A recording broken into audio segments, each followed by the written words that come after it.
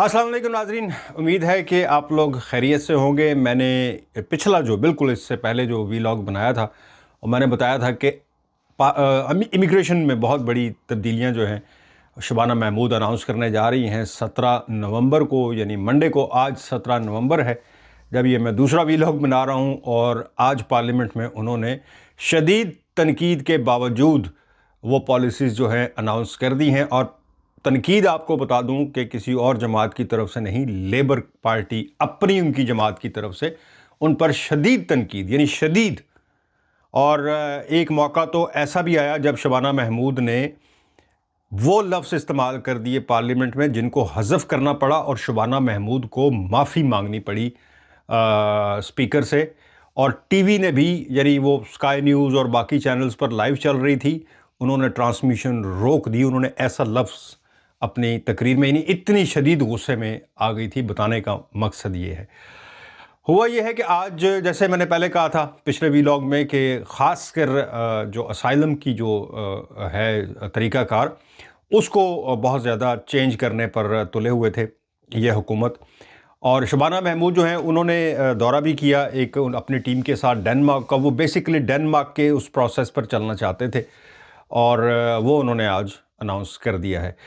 मैं आपको बड़ी वैसे तो वो बहुत लंबी है और बड़ी ही टेक्निकल तरीके से समझने वाली है, लेकिन जो चीज़ें बिल्कुल मेन थी वो मैं आपके सामने रख देता हूँ। ये वैसे मैंने पिछले वीलॉग में इनका इशारा दिया था।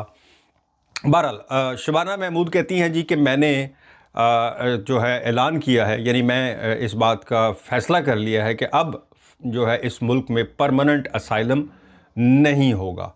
ये जो कहते हैं ना, पीस हेवन नहीं होगा उनके लिए जो असाइलम लेने आते हैं यहाँ पर। उनको एक पता चल जाए कि एक बार वो घुस गए हैं इस कंट्री में, उसके बाद उनकी वापसी का उनको पता होता है कि अब हम यहीं हैं, बेशक 40 साल गुजर जाए।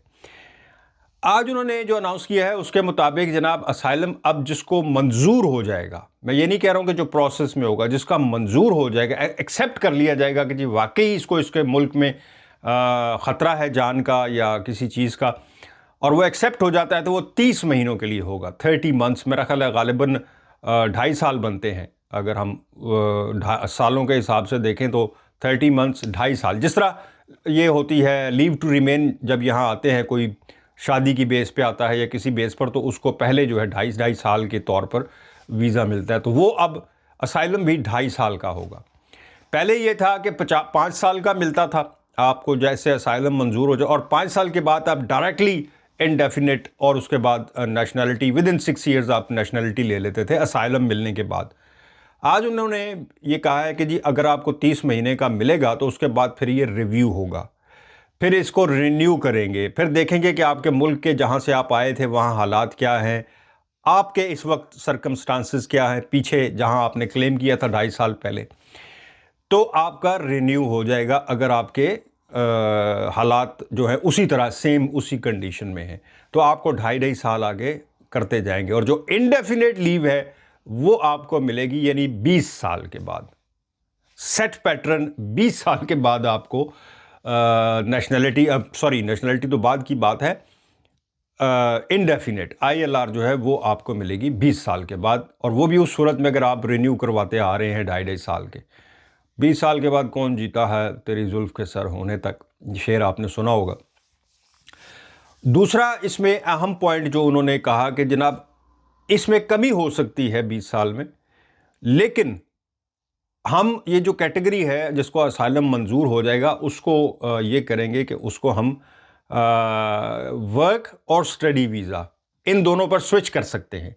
यानी कोई आ गया है, कोई भाई क्वालिफाइड बंदा है जो असाइलम क्रिएट कर रहा है, कोई हाईली क्वालिफाइड या किसी डिग्री के किसी स्किल के साथ है, यानी कोई डॉक्टर है, कोई नर्स है, तो हम उसको वर्क वीज़े पर उसके असाइलम मंजूर होने के बाद उसको वर्क पे कर देंगे, तो मे बी वो 10 साल के बाद ILR की एलिजिबिलिटी में आ जाए। और हम ये कर रहे हैं कि 10 साल, यानी कह रही थी वो कि 10 साल और 20 जो है वर्क वीज़ा और स्टडी वीज़ा पर स्विच कर देंगे असाइलम सीकर्स को, ताकि वो काम भी करें और अपना असाइलम भी करें। इसमें सबसे important family reunion. Family reunion पर उन्होंने कहा जी कि वो अब नहीं होगी। फैमिली रीयूनियन उसी सूरत में होगी जैसे आम आदमी जो किसी और वीज़े पर, स्किल्ड या स्टडी वीज़े पर आता है, जो उनके लिए शराइत होंगी वो वर्क वीज़े वाले और स्टडी सेम अप्लाई होंगी असाइलम सीकर के ऊपर, वरना वो नहीं फैमिली रीयूनियन कर सकेगा। उसमें वही शराइत कि तनख्वाह जो मंथली सालाना शो करनी पड़ेगी और वो बला बला बला बला, यानी पहले तो बिल्कुल डिफरेंट था ना। जिसका असाइलम मंजूर हो गया वो फौरी तौर पर अपने बीवी बच्चे बुला सकता था, इवन गवर्नमेंट के ख़र्चे पर, यानी सोने पे सुहागा ये होता था कि उसको फ़ीस भी नहीं देनी पड़ती थी। अब जो है ये चेंज हो गया। अच्छा, पहले थोड़ी सी बात कर लें कि जो उन पर तनकीद हुई है, अभी अनाउंस नहीं हुआ था, यानी पार्लियामेंट में स्पीच शुरू नहीं हुई थी।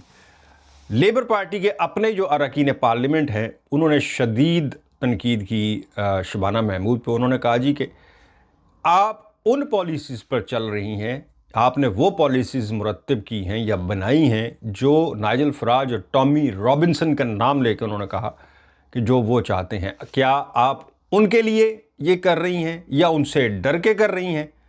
आप उनके वोटर को राज़ी करना चाहती हैं और अपने वोटर्स को आप नाराज़ कर रही हैं?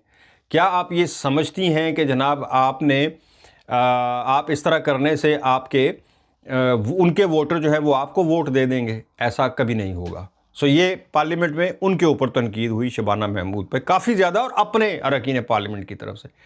अब देखना ये है कि वो पार्लियामेंट जो है, जो पार्लियामेंटेरियंस जो उनकी अपनी जमात के हैं लेबर पार्टी के, उन्होंने एक ये बात भी की, इसमें मुझे याद आ गया कि लेबर पार्टी का जो एक मंशूर है ना, वो फ्रेंडली है लेबर के लिए, और आपने लेबर का जो नज़रिया है उसी को बदल के रख दिया, बल्कि उन्होंने क्रूअल जो है रूल्स का लफ्ज़ यूज़ किया है।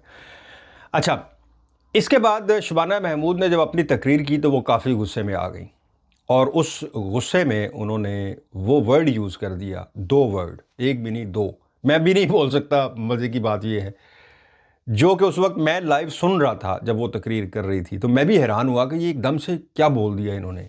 ये मतलब अजीब बात है कि आप टीवी पर आ रहे हों, पूरी दुनिया आपको देख रही है, और आप ये वर्ड यूज़ कर रही हैं। खैर खैर मतलब मैं ये सोचने की कोशिश कर रहा था कि उस वक्त एकदम से ना स्पीकर ने भी नहीं रोका या किसी और ने, लेकिन खामोशी थी बहुत। साथ ही टीवी ने अपनी ट्रांसमिशन बंद कर दी, और फिर एंकर ने अपोलोजाइज़ किया कि हम समझते हैं कि उन्होंने जो लफ्ज़ बोला और वो ऑन एयर चला गया है, तो हम इसकी माजरत चाहते हैं। फिर जब वापस वो टीवी वापस लेके गया उस शबाना महमूद पर, तो स्पीकर ने कहा कि आपने जो वर्ड यूज़ किए हैं, आपने बहुत तौहीन की है पार्लियामेंट की, और उस पर फिर माजरत की शबाना महमूद ने, और वो काम आगे चला। शबाना महमूद ये कहती हैं जी कि पॉलिसीज़ मज़ीद सख्त होंगी इसके बाद, लेकिन इनको लेकर, इन चीज़ों को, असाइलम और प्रोसेस को लेकर, ये कभी ख़त्म नहीं होगा अगर हमने सख्त फ़ैसले ना किए। और अगर मैंने ये फ़ैसले रोक लिए, या मैं नहीं कर पाई, या हमारी हुकूमत ना कर पाई, तो आने वाली हुकूमत जो है वो इससे भी ज़्यादा सख्त फ़ैसले करेगी। अच्छा, आपको एक और मज़े की बात यहाँ बताऊँ। अपनी पार्टी जो है लेबर की, वो शबाना महमूद पर पल पड़ी, यानी गर्म हो गई तनकीद की, और कंजर्वेटिव पार्टी ने इसको वेलकम किया, और नाइजल फराज की पार्टी ने उनको वेलकम किया। मैंने पिछले व्लॉग अगर आपने मेरे सुने हो तो मैंने आपको शुरू में कहा था, बहुत अरसा पहले, कि जब नाइजल फराज ने शुरू किया था जी कि ये इंडेफिनिट ख़त्म की जाए, हम निकाल देंगे सबको, तो मैंने आपको कहा था कि इसके पास, ये मत सोचें कि इसके पास 3 सीटें हैं, ये क्या कर लेगा। ये राय आमा बिल्ड करता है, ये मैंने उस वक्त कहा था। फिर बाकी पार्टीज़ जो है, चाहे वो अपोजिशन में हो चाहे हुकूमत में, वो इसकी लाइन को लेके चलती हैं, चूँकि जब वो देखती हैं कि सारी अवाम तो इसके साथ खड़ी हो गई है इस बयान पर, तो फिर वो उसी लाइन पे चल पड़ते। इसके लिए ज़रूरी नहीं कि नाइजल फराज कभी हुकूमत में आएगा। सो देख लें कि आज जो हुआ है, वो कह रहे हैं कि ये आपने उनसे डर के किया है, ऐसा सख्त जो है रूल आप लेके आ रही। बहरहाल अनाउंस हो गया है जी। हाँ, इसमें सबसे इम्पॉर्टेंट चीज़ मैं भूल गया कि ये पुराने लोगों पर होगा या नए लोगों पर। देखें, ये क्लियर नहीं किया उसने, शबाना महमूद ने, पार्लियामेंट में, कि ये आने वाले जो जिनको दोबारा असाइलम मिलेगा अब नया इस पॉलिसी के बाद, वो ले सकेंगे या पुराने लोग। तो मैं आपको ये बता दूं कि इन्होंने काफ़ी अर्सा पहले, तकरीबन 2 महीने पहले, फैमिली रीयूनियन रोक दी थी, सस्पेंड कर दी थी। उस वक्त कोई कानून नहीं था, मतलब कि वाज़ेह नहीं था कि कैसे। इन्होंने ये कहा था कि हम वाज़ेह करेंगे उसके बाद खोलेंगे। आज ये वाज़ेह हो गया है, तो इससे मुझे ये ख़तरा है कि ये पुराने लोगों पर भी लागू हो, क्योंकि इन्होंने पुराने लोगों के लिए भी फैमिली रीयूनियन रोक दिया था जिनको ऑलरेडी असाइलम मिल चुका था। सो देखें आपकी किस्मत उन लोगों की, बेचारों की, जिनका पहले असाइलम मंजूर हो गया, क्या वो इस कैटेगरी में फॉल करेंगे 20 साल वाली, या नए लोग जिनको मिलेगा वो लोग करेंगे। सो ये एक चीज़ है, बट मेरा ओपिनियन ज़ाती तौर पर यह है कि पुराने लोगों पर भी लागू होगा। ये जनाब आज की ब्रेकिंग न्यूज़ थी यूके से, मैंने आपके सामने रखी है। किसी का कुछ सवाल हो तो मैं हाज़िर हूँ। मुझे दें इजाज़त। अल्लाह हाफ़िज़।